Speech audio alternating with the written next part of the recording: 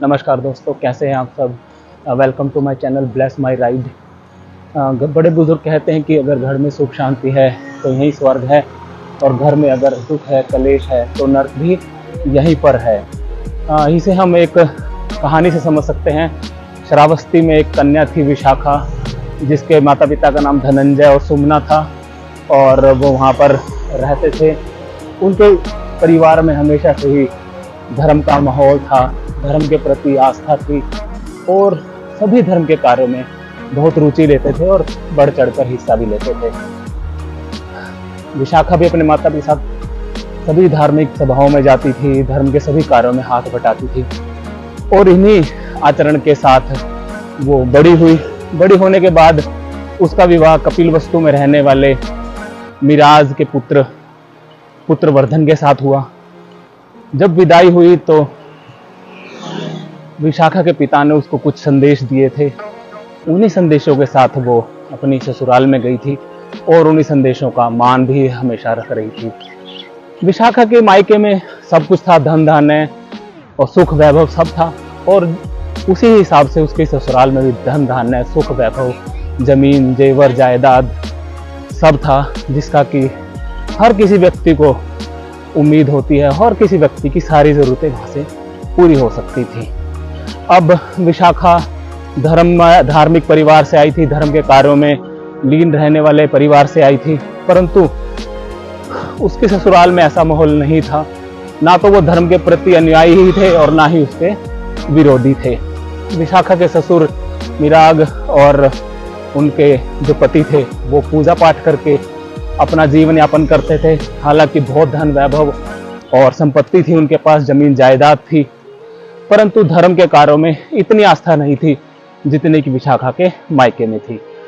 और ये बात विशाखा को बड़ी खलती भी थी, क्योंकि इतना सब कुछ होते हुए भी दान दक्षिणा, किसी अस्पताल, मंदिर, विद्यालय में कोई भी दान दक्षिणा यहाँ नहीं दी जाती थी। और कपिलवस्तु में विशाखा ने विवाह भी इसीलिए किया था कि शायद उसे यहाँ पर भगवान के दर्शन हो सके, क्योंकि ऐसा है कि भगवान बुद्ध ने अपने 40 वर्षों में से 25 वर्ष श्रावस्ती में गुजारे थे, तो वो भी वहाँ पे भगवान के दर्शन के लिए आई थी, परंतु उसके घर में धार्मिक माहौल नहीं था, तो इसीलिए उसको ये बातें बड़ी चुभती थी। एक दिन जब वो अपने ससुर को भोजन परोस रही थी दोपहर का, तभी एक भिक्षु आए और कहने लगे भिक्षा दीजिए।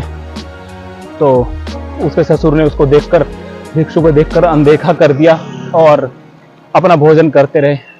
विशाखा ने सोचा कि शायद उसके ससुर ने उस भिक्षु को देखा नहीं है और थोड़ा सा किनारे हो गई, परंतु किनारे होकर भी मिराग ने, जो विशाखा के ससुर ने, तो उसको देखकर अनदेखा कर दिया। तो विशाखा अपनी रसोई में जाती है और वहीं से बोलती है कि भिक्षु महाराज, आप आगे जाइए, मेरे ससुर तो बासी भोजन कर रहे हैं। उसने ये बात इतनी जोर से कही थी कि उसके ससुर के कानों में पड़ जाए। तो ये बात सुनते ही उसके ससुर आग बबूला हो जाते हैं, उसको खूब भला बुरा सुनाते हैं और खूब गुस्सा हो जाते हैं और बोलते हैं तुम्हें यही शिक्षा मिली है कि घर द्वार पर आए जो भिक्षु को, उसको तुम खाली हाथ लौटा देती हो, और भिक्षु को ये बोलती हो कि मेरे ससुर बासी भोजन कर रहे हैं। तुमने हमारे कुल का अपमान किया है और तुमने हमारा निरादर किया है। और गुस्से में आकर विशाखा के माता पिता और पंचायत को इकट्ठा कर लेता है। अब पंचायत आ जाती है, इकट्ठी हो जाती है, तो पंचायत में मिराग बोलते हैं कि मेरी बहू ने, मेरी पुत्रवधू ने मेरा निरादर किया है।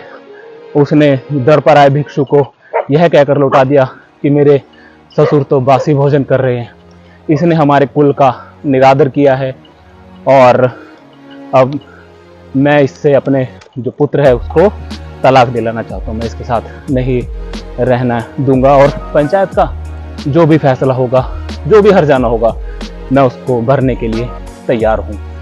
तो पंचायत विशाखा से पूछती है, क्यों बेटी, क्या ये सच है जो ये कह रहे हैं?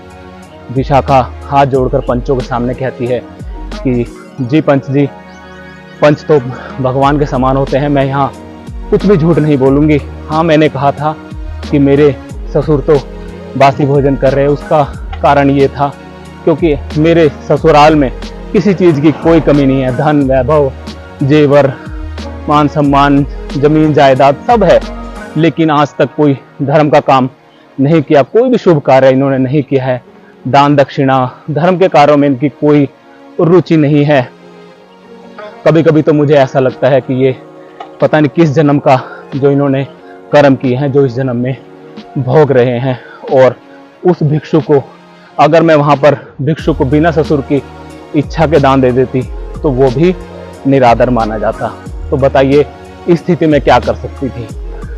तो पंचायत मिराग से बोलती है कि तुम्हारी पुत्रवधू ने तुम्हारा अपमान नहीं किया है, बल्कि तुम्हें चेताया है कि भिक्षु को दान देना चाहिए था। और दूसरी बात, तुम्हारी संपत्ति में तुम्हारी बहू का कोई हक है या नहीं है, अगर है तो धर्म के अनुसार उसको उसमें से कुछ दान देने की अनुमति होनी चाहिए।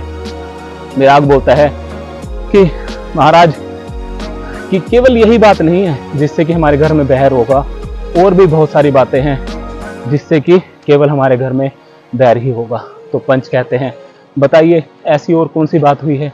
तो मिराग बोलते हैं कि जब इसकी विदाई हो रही थी, विशाखा की विदाई हो रही थी, तो इसके पिताजी ने भी इसके कान में कुछ बातें कही थी जो मैं वहां पर्दे के पीछे से सुन रहा था। और उसमें से एक बात जो मुझे आज भी याद है वो ये कही थी कि घर की आग बाहर मत देना। अब आप सभी बताइए, क्या ये आस पड़ोस में बैर करने जैसा नहीं है कि घर की आग बाहर मत देना। अगर कोई आस पड़ोस में से कोई चूल्हा जलाने के लिए मांगने आ जाए तो क्या हम उसे आग भी नहीं दे सकते। तो पंच बोलते हैं कि बताइए क्या ऐसा कहा था। विशाखा बोलती है मेरे पिताजी ने सुखी जीवन के लिए मुझे 10 संदेश दिए थे, जिसमें कि पिताजी ने, जो मेरे ससुर हैं, इन्होंने केवल एक ही संदेश सुना है जिसका अर्थ इन्होंने शायद गलत निकाला है। अब मैं आपको सभी संदेशों के बारे में बता देती हूँ जो मेरे पिताजी ने मुझे सुखी विवाहित जीवन के लिए दिए थे, जिसमें से पहला यह था कि घर की आग बाहर मत देना। अर्थात उनका अर्थ था कि अपने घर में, अपने ससुराल में कोई भी कमी, सास ससुर देवर ननंद, किसी की कोई भी कमी अगर तुम्हें नजर आए तो उसको बाहर किसी को भी मत बताना, यहाँ तक कि मायके में भी मत बताना, जिससे कि घर में केवल बैर ही होगा और घर के सुख में खलल आएगा। तो दूसरा ये कहा था कि बाहर की आग घर मत लाना। अगर तुम्हें घर से बाहर भी अगर कोई कमी, तुम्हारे सास ससुर की, ननंद की कोई बुराई अगर पता चले तो उसे भी घर मत लाना, उसे भी घर में किसी से भी जिक्र मत करना, इससे भी घर में केवल बैर ही होगा। तीसरी बात उन्होंने कही थी जो दे उसको देना, जो ना दे, और चौथी बात कही थी जो ना दे उसको मत देना। इसका अर्थ यह था कि अगर अपने आस पड़ोस में, अपने मित्रों में अगर कोई तुमसे कुछ मांगने आता है तो उसे केवल उसी को देना जिसकी लौटाने की हिम्मत हो, उसी को देना जिसको लौटाने की हिम्मत हो, और उसको मत देना जिसकी लौटाने की हिम्मत ना हो। पांचवी बात उन्होंने कही थी कि जो दे उसको भी देना, जो ना दे उसको भी देना। इसका अर्थ उन्होंने ये बताया था कि हमारे समाज में कुछ ऐसे रिश्ते बनाए हैं जिनसे कि हमें बिना वापस लेने की उम्मीद लिए उन्हें हमें देना होता है। जैसे कि ननंद, हमारे देवता देवती, हमारे नंदोई, ऐसे कुछ रिश्ते हैं जिनको कि हमें बिना वापस लेने की इच्छा के उनको हमेशा देना चाहिए। और छठा कहा था सुख से बैठना, अर्थात जो भी काम करना, हमेशा जो भी उठना बैठना तो बिल्कुल सुख से बैठना, बिल्कुल अपने आराम की अवस्था में बैठना, और इस तरह का आचरण करना कि अगर कोई बड़ा बूढ़ा तुम्हारे घर में अगर अचानक से आ जाए तो उसे असुविधा ना हो, और सुख से बैठना उन्होंने ये बताया था। और सातवां बताया था कि सुख से खाना, अर्थात घर में तभी खाना, सबसे बाद में खाना जबकि बच्चे, बूढ़े, बीमार और सभी ने, यहाँ तक कि पालतू जानवरों ने भी खा लिया हो, और उसके बाद ही संतुष्टि करके तुम खाना। और आठवां बताया था सुख से सोना, सुख से सोना का अर्थ उन्होंने ये बताया था कि घर में तिजोरी, दरवाजे, खिड़कियां, पालतू जानवरों को उनकी जगह पर पहुंचाकर और सभी दरवाजे बंद करने के पश्चात, सभी जगह से तसल्ली होने के पश्चात ही सोना। और उन्होंने 9वां बताया था अग्नि की परिचर्चा करना, अर्थात घर में केवल तरक्की की बातें करना, सुख शांति की बातें करना, आपस में प्रेम की बातें करना, ये सब बातें ही उन्होंने सिखाया था अपने 9वें संदेश में। और 10वें संदेश में उन्होंने ये कहा था कि कुल देवों और पितरों की पूजा करना, कोई भी शुभ कार्य करने से पहले अपने पितरों के लिए कुछ निकालना और कुल देवों की हमेशा से पूजा करना, इसके पश्चात ही अपना कोई शुभ कार्य सुनाया था। तो पंचों, ये सब 10 संदेश मेरे पिताजी ने विदाई के वक्त दहेज के रूप में मुझे दिए थे, जिनकी कि मैं हमेशा मान रखने की कोशिश करती हूँ और ससुराल में आगे बढ़ने की कोशिश करती हूँ। ये सब सुनकर पंचायत, विशाखा की और उसके माता पिता की, जो कि वहीं पर मौजूद होते हैं, बहुत प्रशंसा करते हैं। और ये बात सुनकर मिराग की आंखों में पानी आ जाता है और वो कहता है कि जितनी भी गलतफहमी थी आज यहाँ पर विशाखा ने दूर कर दी है। मैं पंचों से हाथ जोड़कर माफी मांगता हूँ। और ये बात सुनकर पंचायत और उसके माता पिता अपने घर चले जाते हैं।